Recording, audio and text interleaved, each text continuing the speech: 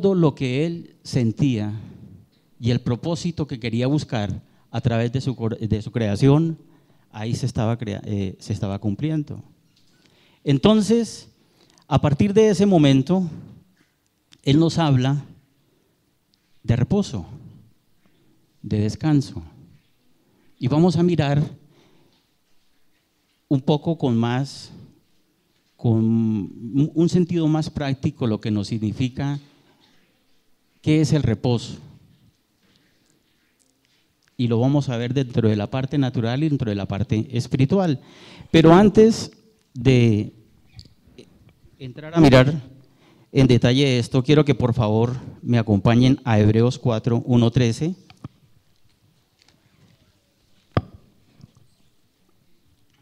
Que es donde nos vamos a centrar en la charla del día de hoy. Dice Hebreos 4, versículo 1. Temamos, pues, no sea que permaneciendo aún la promesa de entrar en su reposo, alguno de nosotros parezca no haberlo alcanzado. Porque también a nosotros se nos ha anunciado la buena nueva como a ellos, pero no les aprovechó el oír la palabra por no ir acompañada de fe en los que la oyeron. Pero los que hemos creído entramos en el reposo de la manera que dijo: por tanto, juré en mi ira, no entrarán en mi reposo. Aunque las obras suyas estaban acabadas desde la fundación del mundo, porque en cierto lugar dijo así del séptimo día: y reposó Dios de todas sus obras en el séptimo día. Y otra vez aquí: no entrarán en mi reposo. Por lo tanto, puesto que falta que algunos entren en él, y aquí a ellos a quienes primero se les anunció la buena nueva, no entraron por causa de desobediencia.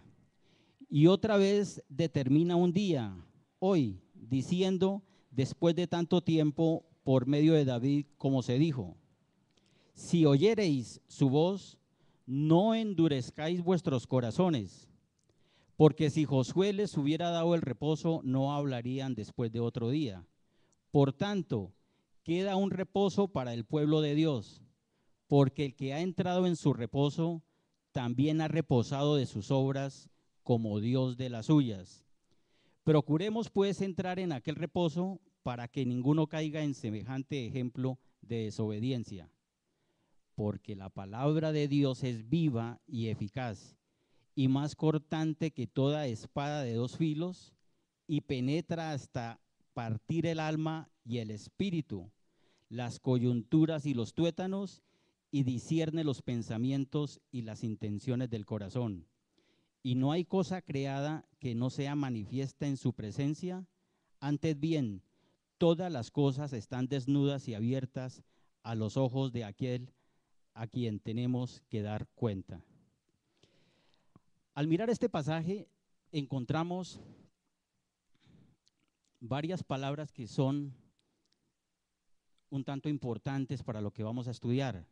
Estas palabras son creer, fe, obras, desobediencia, reposo, la palabra de Dios, y en el mandamiento como tal nos habla adicionalmente de santificar. Entonces, empecemos por la palabra reposo. ¿Qué es reposo? Habíamos visto anteriormente que reposo es quietud, es tranquilidad, es placidez. Pero cuando realmente se está en reposo, cuando empezamos a mirar todo esto y el significado de lo que quiere decir quietud, placidez, encontramos algo que es supremamente hermoso, que se llama armonía. ¿Y qué es armonía?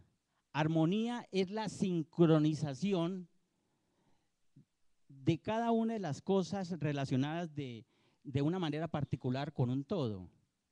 Es un empalme, es una unidad, es una comunión total. Por ejemplo, imaginémonos un vehículo. Un vehículo se prende y en ese mismo instante que se acciona, la gasolina empieza a mover el motor. Y si nosotros alguna vez hemos visto un motor destapado, encontramos algo que se llama el cigüeñal, el árbol de levas, donde van una serie de pistones que van completamente encajados unos a otros.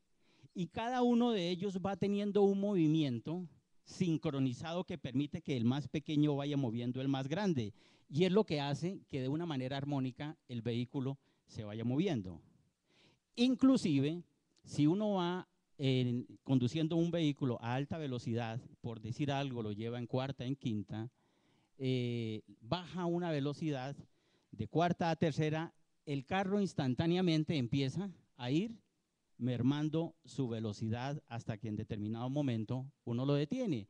Esa sincronización que tiene el motor que permite que haya un movimiento hacia un determinado sitio se llama armonía. Está cumpliendo el propósito para lo cual fue diseñado este motor. Permite que tenga una sincronización tal para que llegue a cierto sitio.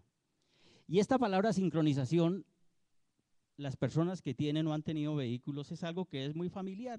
De pronto el carro le empieza a fallar por algo y alguien le dice, es que hay que sincronizarlo. Y lo llevan de pronto donde el mecánico y el mecánico sí necesita sincronización. Sincronización no es más que empezar a hacerle una serie de mantenimiento para que todo vuelva y encaje. Hay un ejemplo supremamente lindo para las personas que gustan de la música clásica. Existió un compositor muy famoso de nombre Ravel. Él es francés, de origen vasco. Dentro de las tantas obras que él compuso una que se llama El Bolero, conocido como El Bolero de Ravel.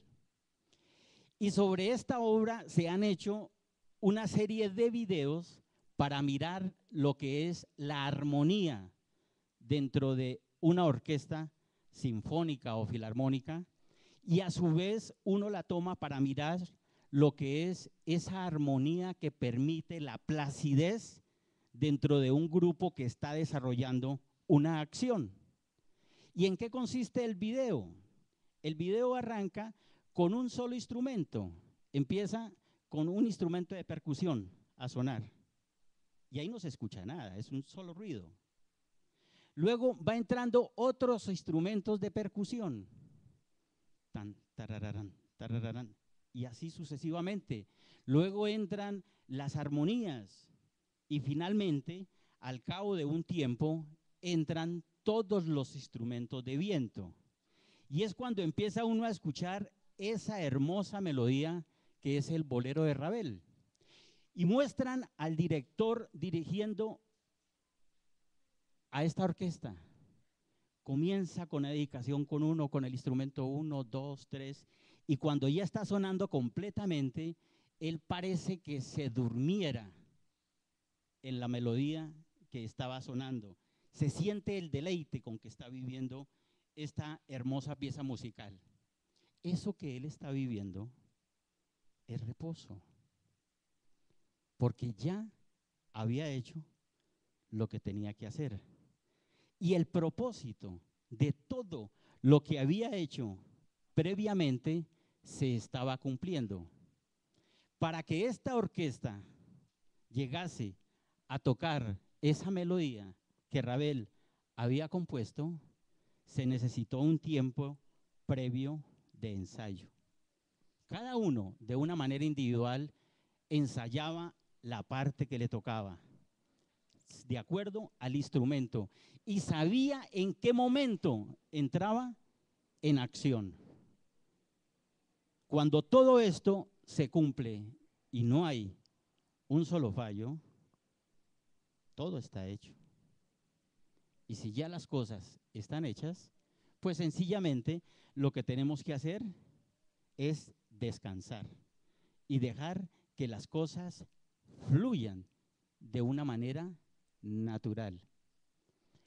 Cuando nosotros estudiamos lo que dice el Señor en su mandamiento, que 6 días trabajaremos y un día descansaremos para Él santificarlo, para entrar en su reposo y santificarlo, vamos a mirarlo de una manera natural, dentro de nuestra cotidianidad, las cosas que a diario nosotros estamos haciendo.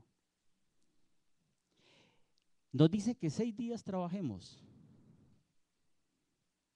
pero también Él nos dice que todo lo que nosotros hagamos para los hombres, lo hagamos como si fuera para Él, con excelencia. Cuando nosotros, dentro del trabajo, dentro de la actividad diaria que tenemos, llámese trabajo, llámese estudio, llámese hogar, cada día lo vamos haciendo de acuerdo a como Él nos manda, de la mejor manera y con excelencia, va a llegar un momento donde todo lo que hemos hecho a lo largo de una semana queda hecho. Y es cuando nos permite entrar en esa placidez de descanso. Nos da el séptimo día de una manera natural porque el cuerpo necesita tener una tranquilidad y un relajamiento para fortalecerse y volver a arrancar. Ese día, si lo estamos hablando de una manera física, no necesariamente es el domingo ni un sábado, porque de pronto estaríamos siendo injustos con las personas que necesitan o tienen que trabajar esos días, y hay mucha gente. Imaginémonos, por ejemplo, en el día de hoy, domingo, que nadie, absolutamente nadie, estuviera trabajando. ¿Funcionaría? ¿Qué pasaría con la energía? ¿Qué pasaría con el acueducto? ¿Qué pasaría con los hospitales? ¿Habría transporte? Pero esas personas que un domingo están trabajando, en la semana van a tener un día de descanso, donde sencillamente ellos tienen que entrar en un proceso dentro de su familia de unidad para fortalecimiento y salir adelante. Ahora, si lo miramos de la manera como Dios nos lo está diciendo, de una manera espiritual, nos está diciendo que si nosotros estamos cumpliendo el propósito por el cual Él nos creó, nosotros podemos entrar a su reposo.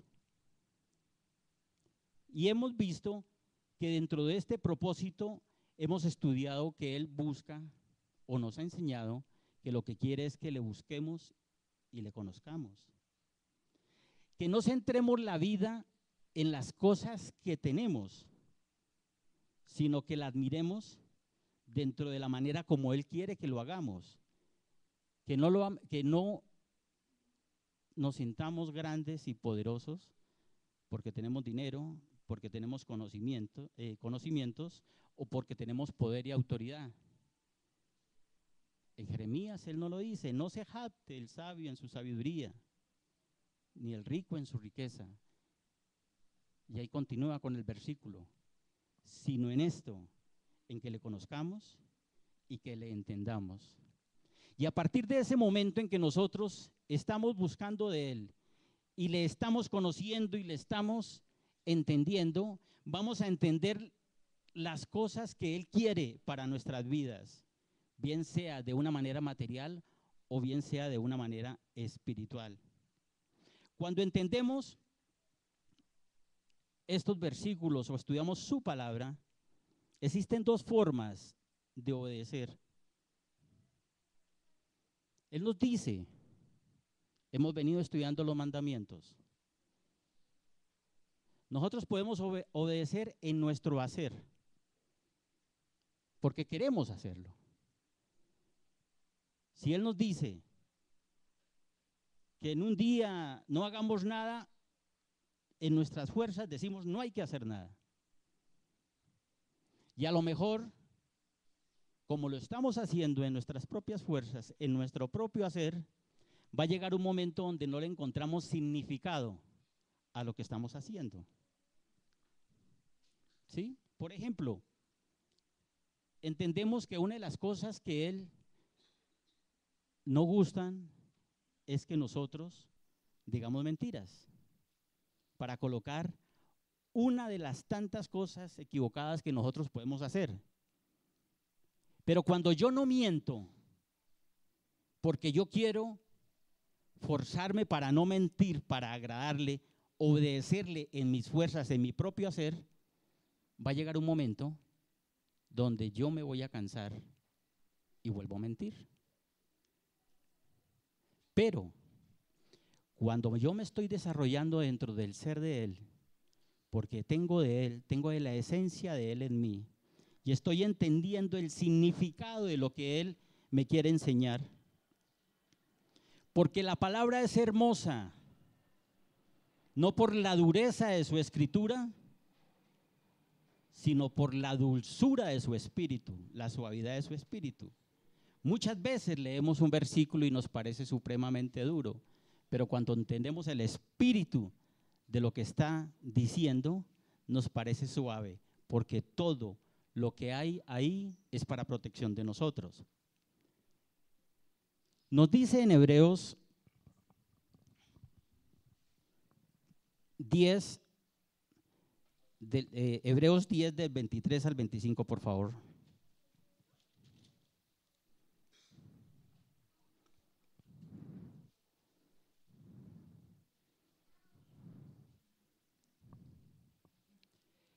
Hebreos 10, mantengamos firme, sin fluctuar, la profesión de nuestra esperanza, porque fiel es el que prometió.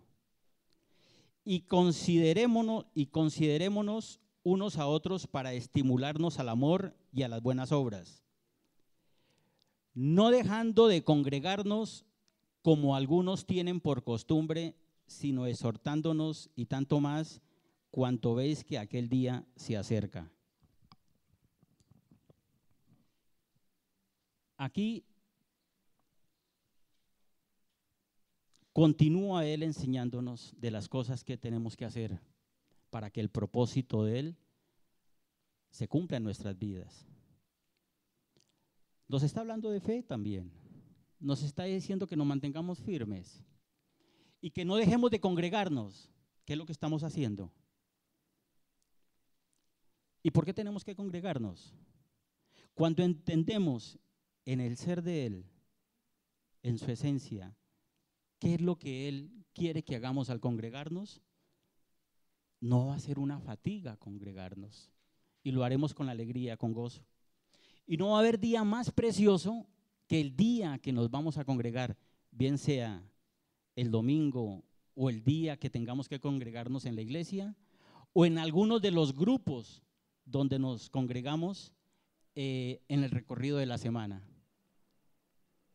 Hay familias que se reúnen, grupos de oración, grupos de estudio, etcétera. Ese día es un día que causa suprema alegría, porque Él nos pide que como cuerpo de Cristo, como un solo cuerpo, cada miembro aporte a los demás miembros para su edificación. Y la enseñanza que ustedes nos den nos va a enriquecer absolutamente a todos. Aquí habrán personas que facilitan el estudio de la palabra, pero en ese grupo y en esta reunión todos estamos aprendiendo, porque Dios a cada uno le dio un don específico, y cuando ese don la persona lo comienza a utilizar y a desarrollar, va a edificar a los demás. Y cuando yo estoy aprendiendo de ustedes, mi vida espiritual va a ser edificada.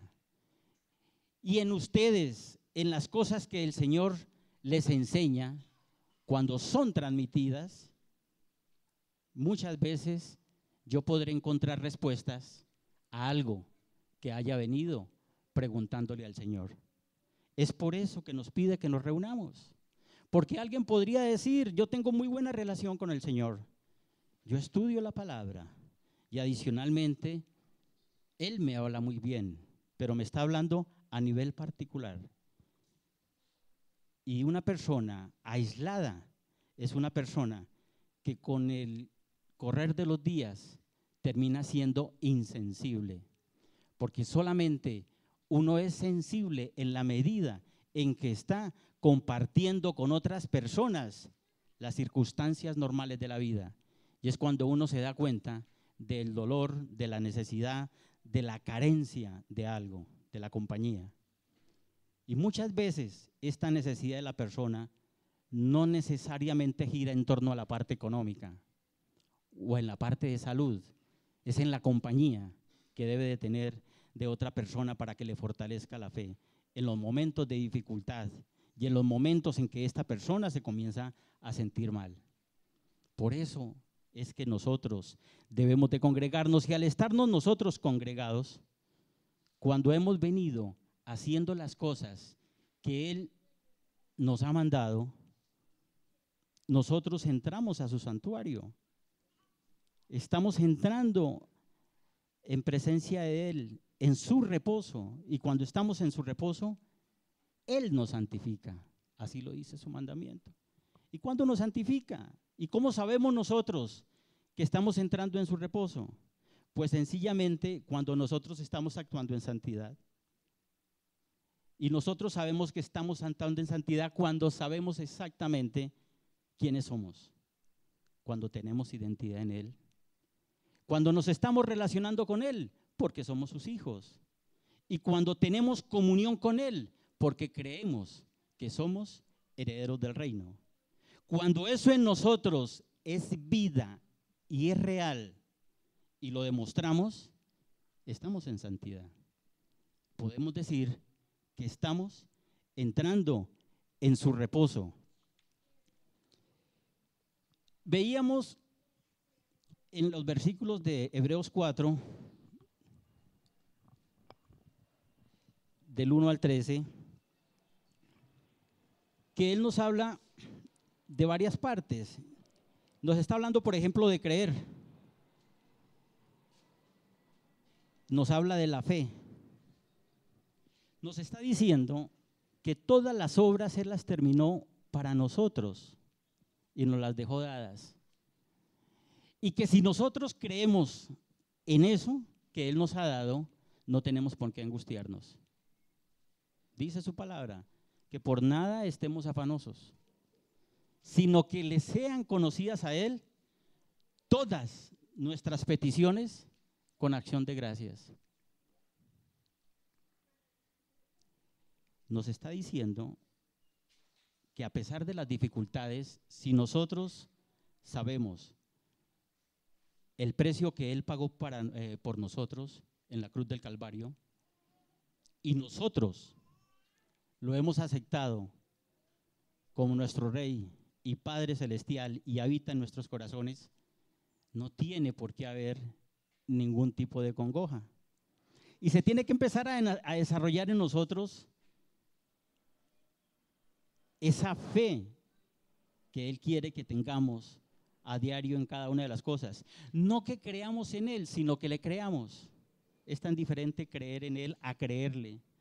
Porque cuando nosotros le creemos a Él, miramos que las cosas que estamos viviendo son pasajeras en Él y que en Él ya tienen una solución, por muy dificultosas que sean en ese momento, sea cual fuere la situación o la tribulación que estamos viviendo, porque Él es el eterno presente. Esta reunión que estamos viviendo, en Él ya pasó. Hoy la estamos viviendo. En Juan 14, del 1 al 4,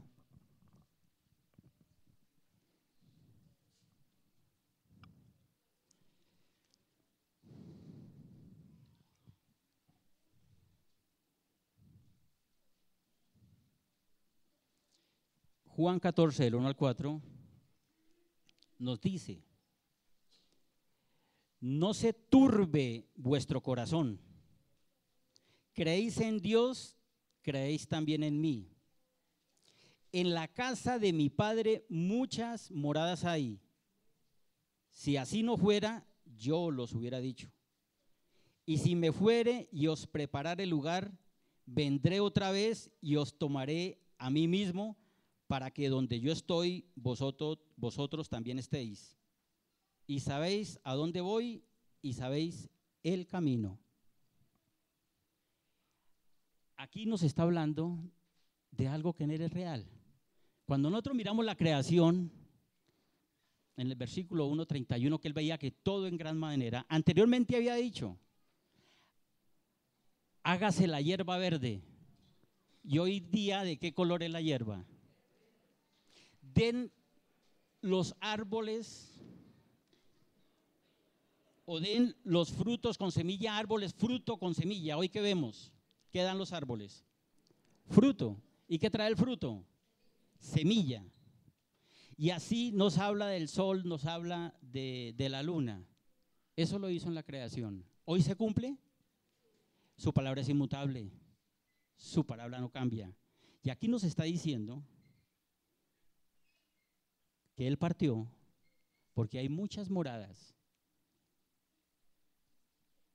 donde el Padre Celestial, y que esas moradas son para nosotros. Pero cuando nosotros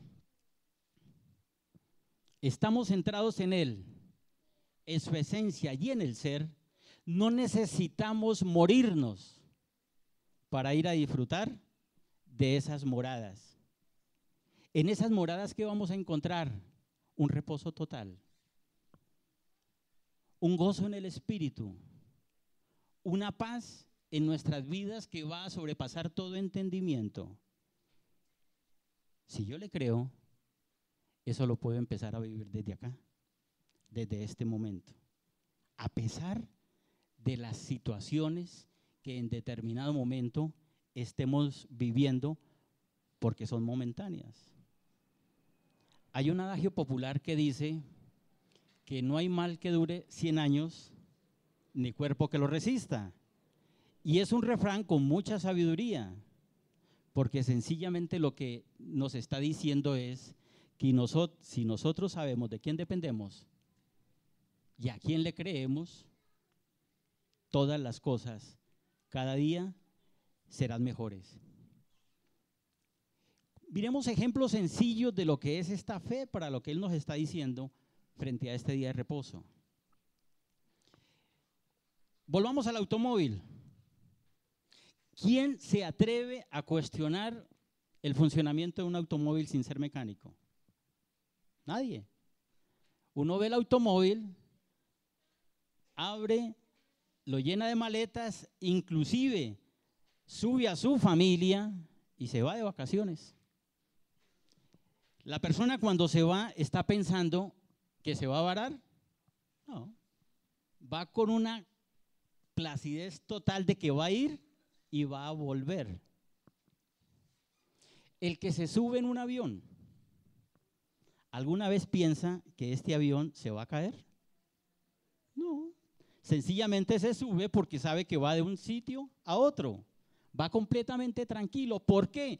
Porque él sabe que las personas que están encargadas de mantener estos equipos ya lo han hecho. Entonces, como ya lo hicieron todo, hay que estar tranquilos y hay que entrar en ese reposo. Inclusive, yo sé que a muchos les ha tocado de pronto algún día vivir alguna experiencia como esta. De pronto no ir en un avión grande, sino estos aviones pequeños, de 10, 12 pasajeros, que de pronto va a arrancar y se devuelve al aeropuerto y baja.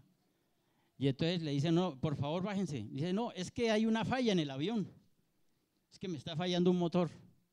Y uno ve que va ya el mecánico y le hace algo y al rato dice, listo, nos vamos. ¿Alguien dice, yo no me subo? Dice, no, ya lo hizo, ya está bien. Y se sube uno y va al otro sitio.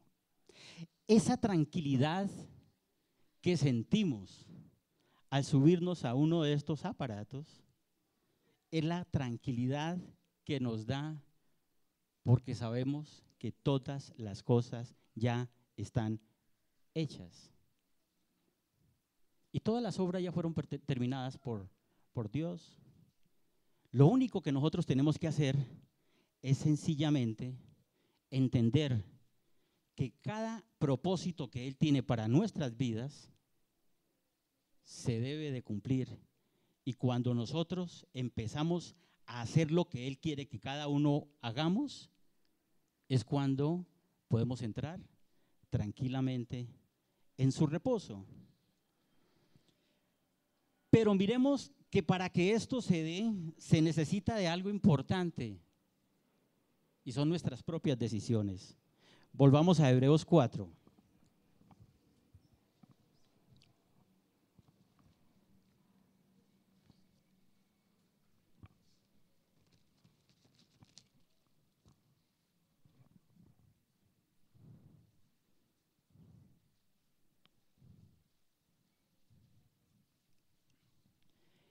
Hebreos 4, 12 nos dice: porque la palabra de Dios es viva y eficaz y más cortante que toda espada de dos filos, y penetra hasta partir el alma y el espíritu, las coyunturas y los tuétanos, y discierne los pensamientos y las intenciones del corazón.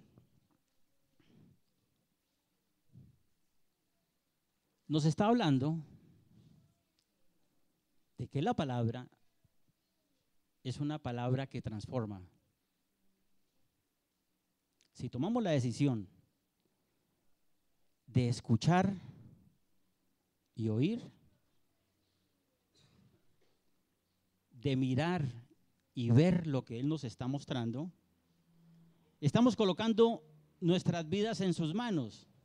Y esta palabra, que es viva y eficaz, porque nos dice que entra por los tuétanos, y por los tuétanos corre la médula, y la médula sabemos que es una de las partes vitales del cuerpo humano, el fluir de la sangre, lo que es vida.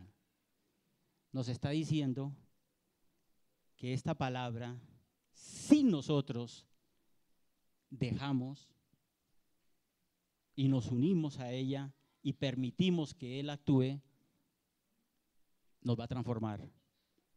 Porque la palabra de Dios cambia totalmente nuestra forma de pensar, nuestra forma de hablar y nuestra forma de actuar. Rompe todo.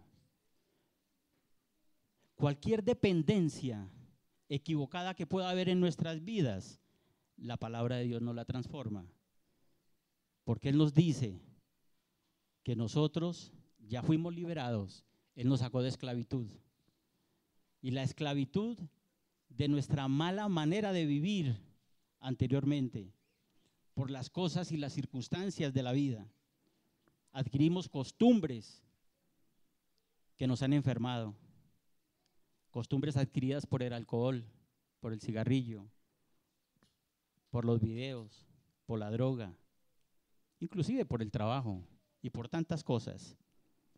Pero cuando estamos haciéndole caso a Él y le estamos entregando nuestra vida y estamos creyendo en Él, esa fe que es Él mismo, la fe en sí es Jesús mismo, en cada uno de nosotros se va transformando en amor. Y cuando esa fe que se desarrolla en nosotros se transforma en amor, nuestros corazones se llenan de sensibilidad. Y nosotros no podremos ser personas diferentes a lo que Él quiere que nosotros seamos. Porque el amor que Él coloca en nosotros, esa plenitud de Él que va llenando en nosotros cada día, la vamos a transmitir. No tendremos palabras para dirigirnos mal a nadie. No tendremos una mala mirada, ni mucho menos en nuestro corazón existirá la posibilidad de ser insensibles ante el dolor ajeno, sea cual fuere la circunstancia, porque el amor de Él que mora en nosotros se va a desarrollar. Y es algo interesante cuando nosotros vemos los primeros 4 mandamientos. En los primeros 4 mandamientos, Él nos está hablando de esa protección que quiere sobre nosotros. Él lo que quiere en los primeros 4 mandamientos es en que nosotros centremos absolutamente todo en Él, que dependamos de Él, que buscamos, que siempre estemos buscándole a Él, creciendo en relación y en comunión, siendo permanentemente santificados. Y miremos cómo Él mismo lo resume completamente todo. En Mateo 22,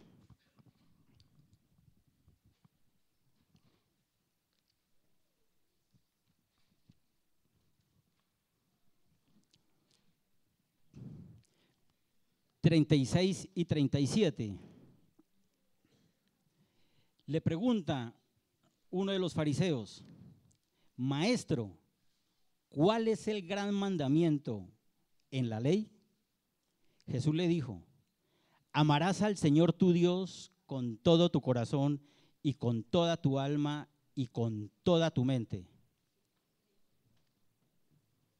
Ese es el primero, el gran mandamiento. Amarlo a Él con todo nuestro corazón, con toda nuestra alma y con toda nuestra mente, con todo lo que Él nos dio de Él, entregárselo completamente a Él, para que Él lo llene de Él. Y cuando esto se da, es cuando nosotros estamos cumpliendo con el propósito que Él tiene para nuestras vidas. Y cuando esto se está dando, podemos entrar en su reposo y estaremos descansando porque Él nos está santificando. Y no es cada 8 días, es todos los días. Veíamos anteriormente que se hablaba del Sabbat, que podía ser cada 8 días, cada mes, cada año. Alguien inclusive nos habla de cada 7 años, donde se hacen una serie de cosas. No, es permanentemente, porque permanentemente nosotros estamos buscando de Él y Él nos está mostrando qué es lo que tenemos que hacer. Y si hacemos lo que Él nos está diciendo y le estamos creyendo, podemos entrar en su reposo y en esa quietud y en esa placidez, disfrutar de todo lo que Él tiene para cada uno de nosotros.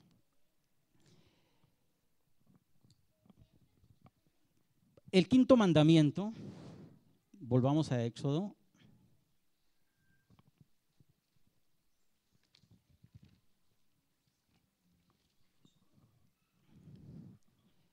Éxodo 20:12.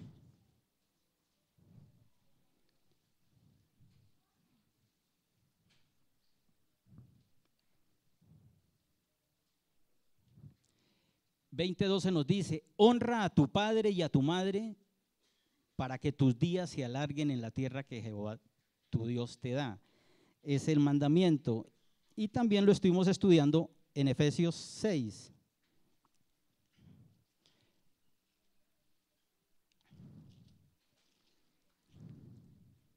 Efesios 6:1. Vamos a mirarlo hasta el 4. Nos dice: hijos, obedeced en el Señor a vuestros padres, porque esto es justo. Honra a tu padre y a tu madre, que es el primer mandamiento con promesa, para que te vaya bien y seas de larga vida sobre la tierra. Y vosotros, padres, no provoquéis a ira a vuestros hijos, sino criadlos en disciplina y amonestación del Señor. ¿Qué es honra? Honra, encontramos que es una persona digna de aprecio y cariño. Cuando nosotros miramos este versículo, honra a padre y madre,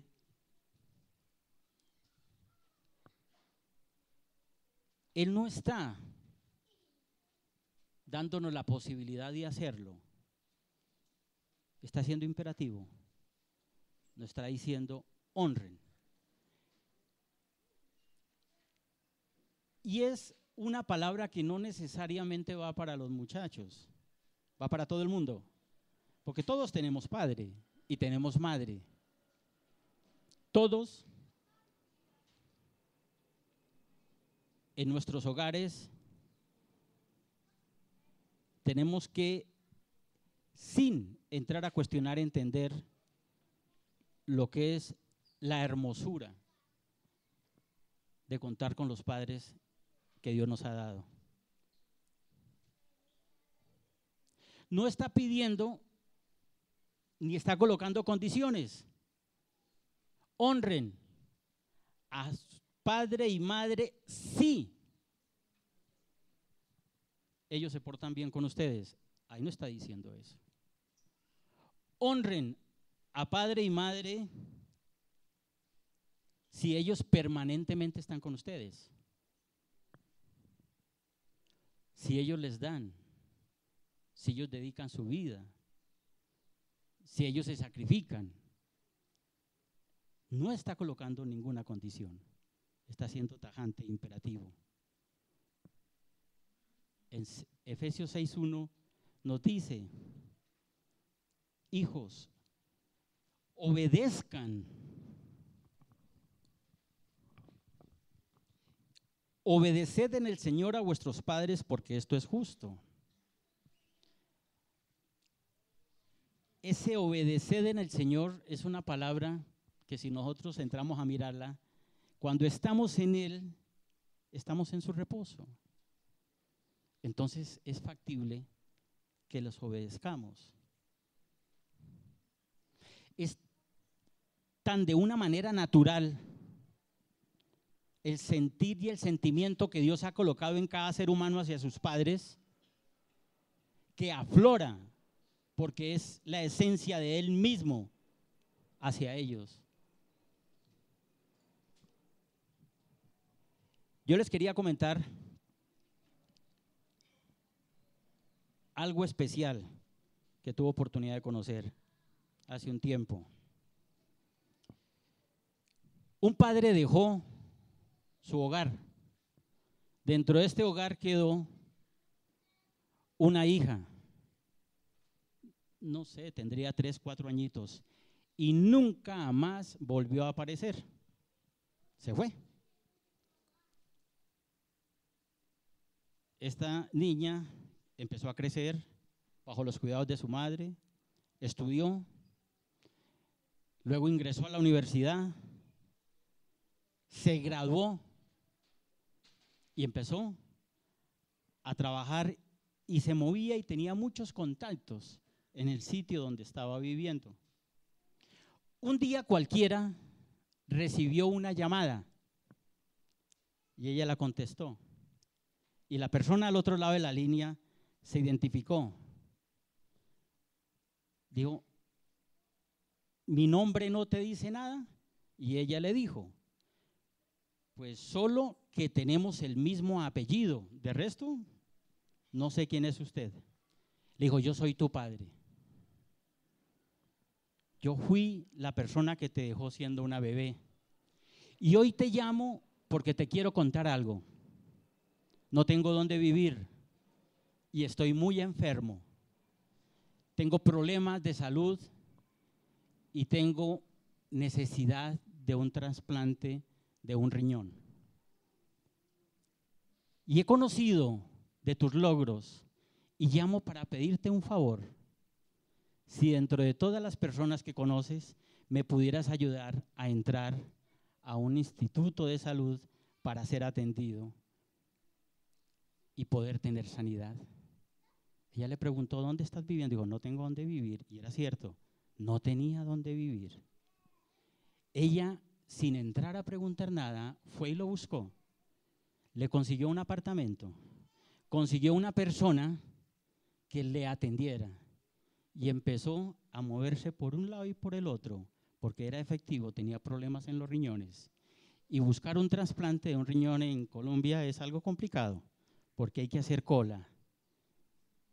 Parece que ya le adjudicaron fecha, no sé si ya se lo hicieron o no, pero está en un proceso, ya le adjudicaron y le van a trasplantar su riñón. Alguna vez ella decía, hablando de esto, porque esto le había implicado trabajar más a ella, porque ella tenía un nivel de ingresos y para poder sacar este dinero que estaba invirtiendo en el mantenimiento y en el cuidado del padre, necesitaba de un dinero adicional. Entonces ella decía, ¿yo debía haber contestado esa llamada?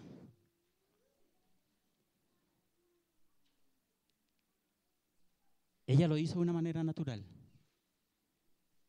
Era su padre. No le había dado absolutamente nada. Pero brotaba de su corazón el honrarlo. ¿Cómo, de qué manera nosotros honramos a nuestros padres?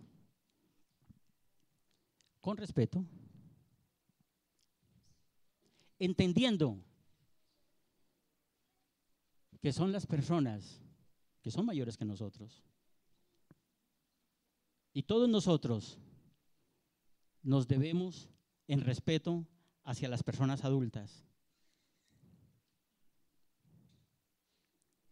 Hoy día, afortunadamente, mucho joven tiene la oportunidad de estudiar más que los padres. Y a lo mejor hablan idiomas que sus padres ni siquiera intentaron hacerlo. Y una manera de respeto no es anteponer su estudio sobre la, entre comillas, ignorancia del padre, corrigiéndolo por posibles equivocaciones que diga al hablar.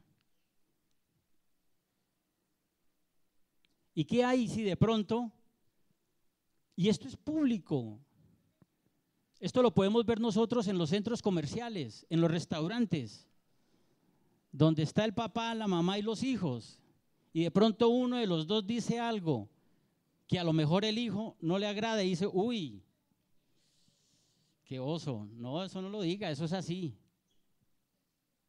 ¿Alguna vez el padre habrá hecho eso con el hijo? No, le enseñaba, lo guiaba y le mostraba la manera de que no se equivocaba.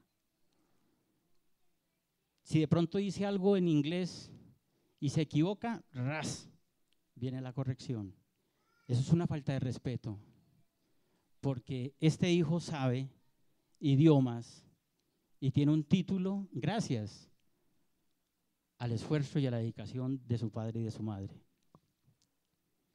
¿Y qué hay de aquel que de pronto toma a la mamá como si fuera la persona que está a su servicio? Y de pronto, porque no encuentra algo, viene el problema en la casa.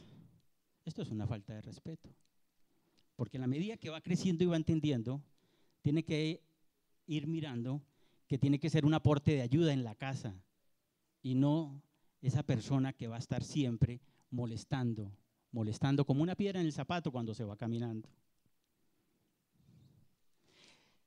Una manera de honrar a los padres es quererlo por lo que ellos son, no por lo que la sociedad quiere que seamos. Un padre, así no haya tenido estudio, o sea del campo, y ame el campo, y viva en el campo, es un dechado de sabiduría, de conocimiento y de ciencia, que en sí conocerlo en una universidad puede guiar de una manera práctica a su hijo. Y nosotros como hijos debemos de sentirnos orgullosos de que este padre, todo lo que hizo por nosotros, a pesar de no invertir en él, invirtió en nosotros. Esto es una ayuda. Y mirarlo, y cuando nosotros estamos mirando al Padre por lo que es, encontramos en Proverbios 1:8.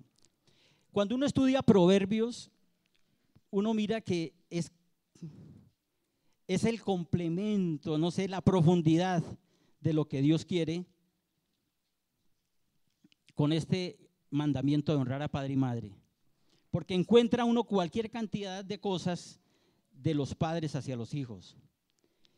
Dice el Proverbios 1:8, oye, hijo mío, la instrucción de tu padre y no desprecies la dirección de tu madre. Y el Proverbios 5:1-2. Hijo mío, está atento a mi sabiduría y a mi inteligencia, inclina tu oído, para que guardes consejo y tus labios conserven la ciencia. El hijo pueda que tenga mucho estudio, muchos títulos y a lo mejor muchas posiciones, pero algún día de su vida va a tener una dificultad. Y la llave para encontrar la solución a esa dificultad la va a encontrar en ese sitio lejano donde está su padre, contándole el problema, y va a encontrar que su padre o su madre lo deja hablar completamente todo. Y una vez que termine, no lo va a recriminar, pero va a empezar a hablarle y le va a mostrar un camino que está centrado en la palabra, en la quietud y en el reposo de Dios. Esto de lo que es el padre y la madre es tan real en cada persona que me acordaba que hace algún tiempo el Señor me tuvo trabajando en una fundación de niños abandonados, niños de la calle, niños que sabían que sus padres algún día cualquiera, de una manera literal, les habían dicho, fuera de aquí, porque no tengo para darle de comer, siendo pequeñitos. Estos niños fueron creciendo y ya fueron entendiendo lo que era el amor de Dios para ellos. Porque en un principio para estos niños hablarles de Dios Padre es difícil, porque ellos ven al Padre como un padre abandonador, o un padre violento, o un padre desentendido y con desamor hacia ellos. Pero cuando comienzan a conocer ese amor de Dios y dejan que la palabra entre a sus vidas, empieza a aflorar algo en ellos. Quieren buscar a sus padres. Y alguna vez me tocó con una niña. Los padres eran, o son, porque no deben de haber muerto, indigentes. Son de la calle y vivían en un sitio un tanto complicado, pero ella quería ir y listo. Entonces armamos la ida y nos preparamos para eso y una serie de cosas para que ella le llevara a los padres. Y el día de la visita fue algo tremendo.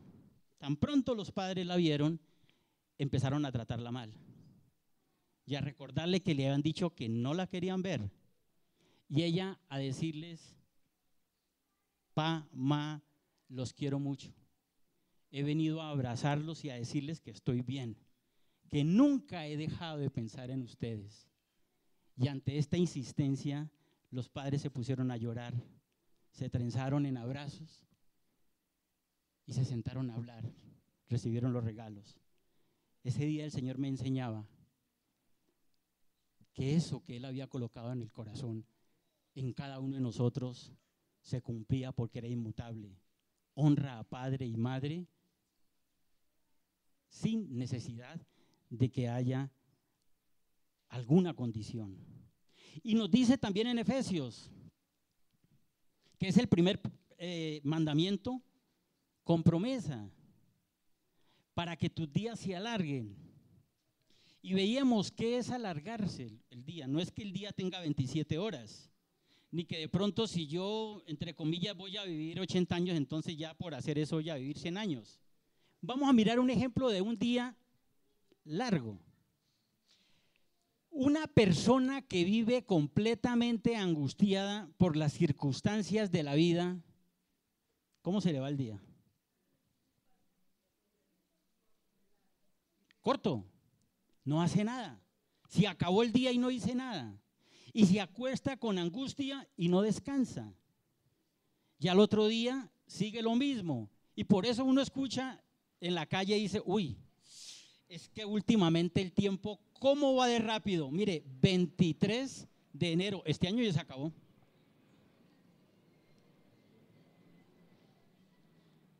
Cuando se vive en angustia, no se disfrutan los segundos de la vida, no se viven. Cuando una persona sale de vacaciones y va tranquila, relajada, sin ningún tipo de inconveniente, ¿cómo son los días? Alguna vez, si de pronto tenemos oportunidad de ir de vacaciones a una ciudad pequeña, por ejemplo, a una de las ciudades más hermosas de Colombia, a Buga, el día cómo le rinde ahí a uno, se levanta temprano, hace roña, lee, se baña, desayuna, sale, visita a todos los amigos del pueblo, regresa, almuerza, vuelve, sale y a las 6 de la tarde dice, y todo lo que he hecho y vea, y todavía falta un resto de día. Hay tranquilidad total. El día se alarga, se disfruta, es plácido. Y si ese día es plácido, nosotros podemos vivirlo a diario y solamente Él. Él es el que permite que nosotros disfrutemos cada segundo de nuestras vidas. Cuando un hijo honra a su padre y a su madre, nunca tendrá ningún tipo de angustia causada por esto. Tendrá otro tipo de angustias, pero ya sabemos dónde están las respuestas. Y eso le va a permitir disfrutar todo. La manera como está arreglada la casa, la comida que le dieron, la llamada telefónica, etcétera, etcétera. Va a disfrutar. ¿Cuántas personas han vivido 80 años o 90 y no han disfrutado los segundos de la vida? Él nos está diciendo que si lo hacemos, cada segundo de vida que nos da va a ser plácido en nosotros. Y nos dice después en el versículo 4 que padres, no exasperéis a tus hijos, criarlos en disciplina y en amor. Si nosotros estamos en el reposo de Dios, llevamos una buena relación y comunión, nosotros haremos las cosas de acuerdo a como Él nos manda. Y estaremos dándole a nuestros hijos las cosas que ellos necesitan de acuerdo a la voluntad de Dios. Y no estaremos creando modelos a nuestro estilo, que es un error que muchas veces podemos cometer y es lo que puede empezar a causar fricción. Por ejemplo, si yo estudié, no sé, abogacía, el querer que mi hijo sea abogado. Y empiezo a encauzarlo completamente. Y va a llegar un momento donde el hijo se va a parar y me va a decir, es que ese no es mi camino. Yo lo que quería era ser músico. Pero eso es un problema total.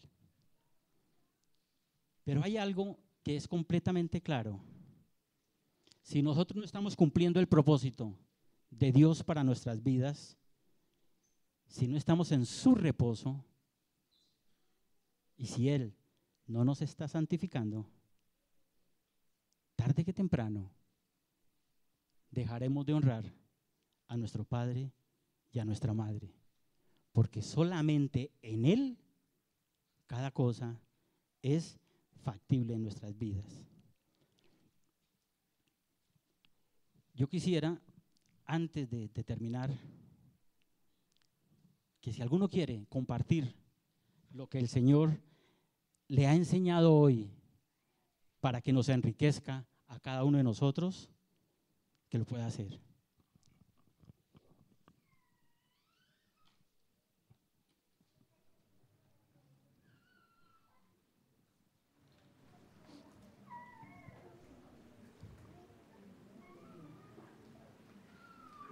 ¿Alguien se quiere animar?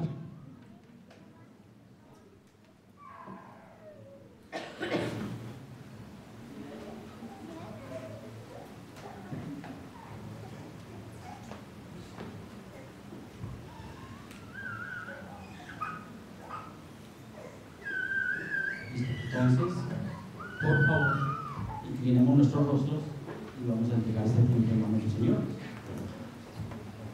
Padre bueno, gracias por esta enseñanza que nos has dado. Señor, ayúdanos, Padre bendito, a cada día estar centrados en ti. Ayúdanos, Señor, a que el propósito para el cual nos creaste a cada uno de nosotros se cumpla en ti, Señor. Y de esa manera, Señor, poder estar tranquilos, plácidos en tu reposo, recibiendo tu santidad, Padre Santo. Padre bendito, llénanos de tu gracia y de tu amor. Que en nuestro corazón, Padre bendito, el amor tuyo cada día sea total, para que de esa manera yo ame cada día más a mi esposa y a mis hijos y a las personas que están a mi alrededor. Inclusive, Padre bendito, a esa persona que tú colocas en mi camino y que no conozco, Señor. Porque solamente, Señor, si ese crecimiento de conocerte a ti y mi rendición a ti, Padre bendito, se da en mi vida, es que yo podré cada mañana y cada día actuar en amor como tú quieres que yo lo haga. En Cristo Jesús. Amén.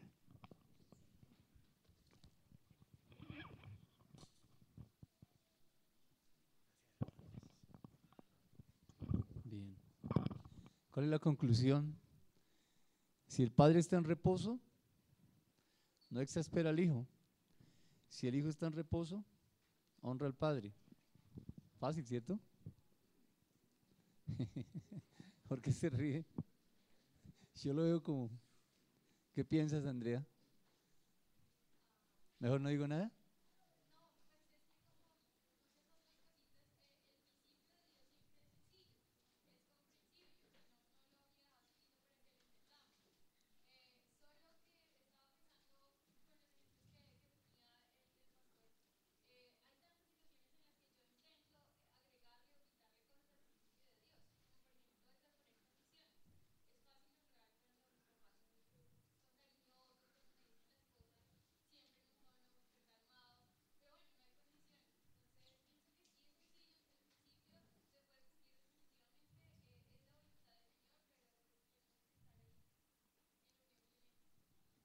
Belisa, ¿qué dice?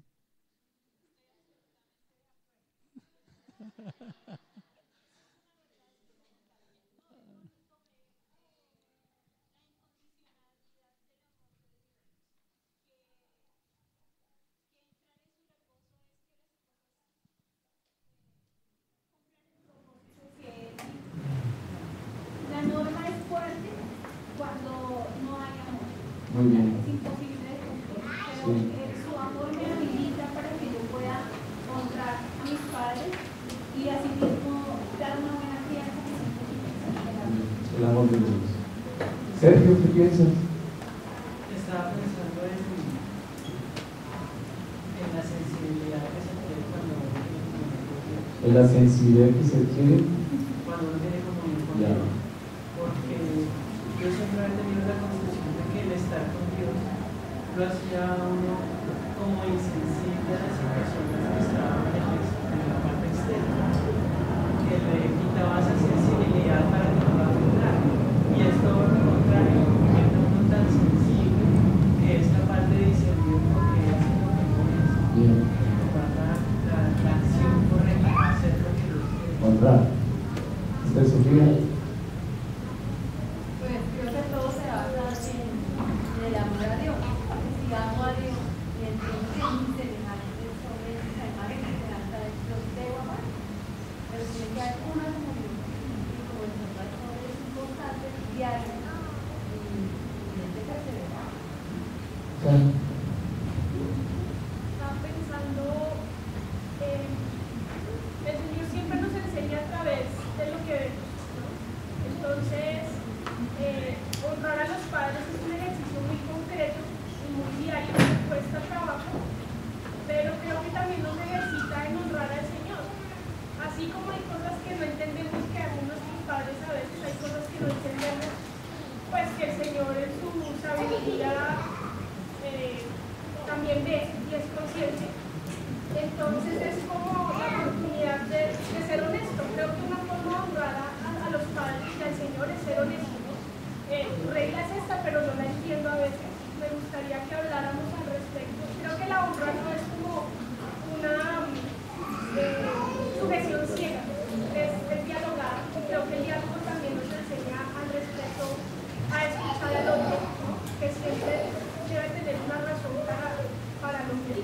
se vuelve en libertad, Exacto. no bajo presión. Mándalo bien. Pues desde la semana pasada que también lo vimos y pues, a lo largo de que uno va estudiando, lo que más me ha impresionado es honrar a padre y madre incondicionalmente. Y solamente, o sea, porque Dios lo dice.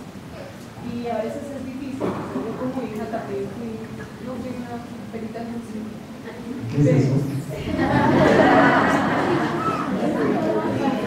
menos de conocer al Señor, que soy la mejor hija. Pero pienso que si Dios lo dice, Él le enseñará a uno cómo hacerlo.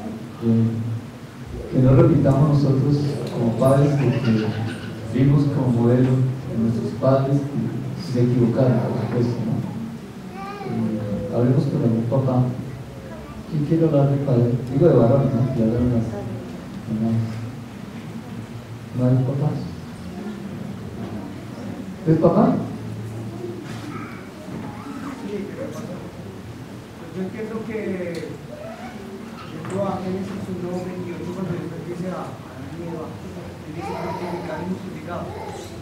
Ellos obviamente reciben una bendición porque Dios los había preparado para que regresaran y les Sí. Eso se constituye en el hecho de que cuando ellos tengan sus hijos, pues van a poder transmitir quién es Dios a ellos, para que ellos reflejen quién es Dios porque están en lo perfecto. Entonces, veo que es un enlace increíble. Y eso a mí me lleva a comprometerme mucho con mi Padre Creador, con mi Padre Dios, porque es una responsabilidad para mí transmitirles quién es Dios. Y veo que eso, como es un enlace irrompible, pues se va a constituir con el tiempo del hecho de que ellos, cuando aprendan a entender quién es Dios, pues van a honrar a sus padres. Bien. Raúl, ¿qué será de exasperar a los hijos? Sí, estaba preguntándole sobre esa palabra y pues yo entendí que debo conocer a mi hija, a mis hijas, para no exasperar. O sea, desde ahí comienza. Es un principio, es algo para mí y es un trabajo para mí como papá.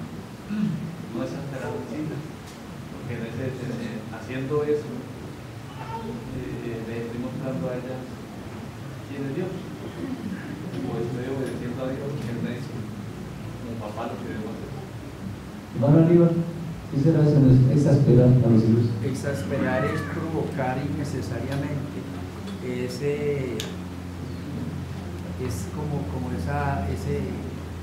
ese golpecito que uno da cuando no lo necesita, es provocar a una persona, inclusive llenarlo, por ejemplo, mucha cantareta, solamente por hablar y provocarlo hasta que le dé mal genio. Es no dejarlo ser como él es, sin dejar de guiarlo, sino pretender que sea como yo quiero que él sea. Mamá. Una reflexión que va a hacer los jóvenes es que cada uno de los hijos va a dar su 100%, como lo de los frutos, puede dar sus 40%, pero ese su 100 puede dar su 100%. Y a veces nosotros como padres queremos que nuestros hijos den un 100 que no es su 100, sino le exigimos algo que nosotros queremos. Entonces, a veces los hijos dan su 100% de su 40%, que es lo máximo que ellos tienen. Y como padres queremos que den más, y eso también lleva a exasperar a los hijos. Entonces es bonito ver, y eso sucede mucho cuando comparo a mi hijo con otro y con el desarrollo que lo lleva. Entonces yo lo que el otro avanza más, y yo digo, avance el mismo nivel que el otro, y no, el 100 de diferencia es 100 del mismo, ¿no? ¿Alguien más? No, yo ¿Quieres hablar más? pensando un poquito ahorita frente a Matías, que yo veo que él se exaspera cuando yo le exijo algo que no hago yo.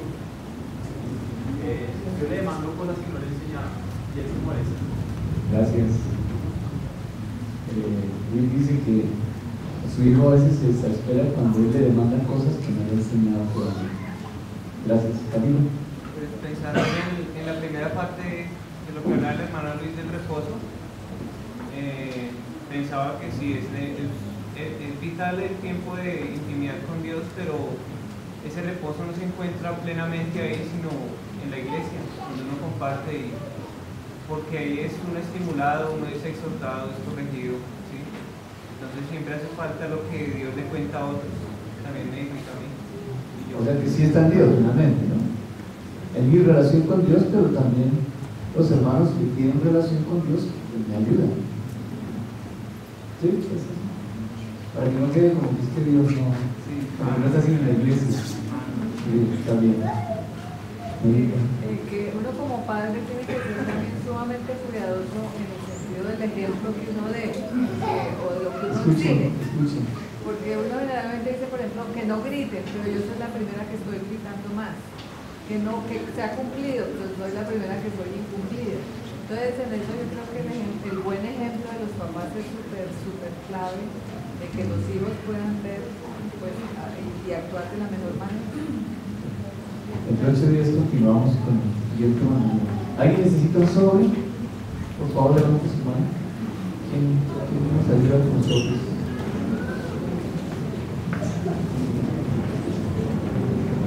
Ahorita vamos a tener una reunión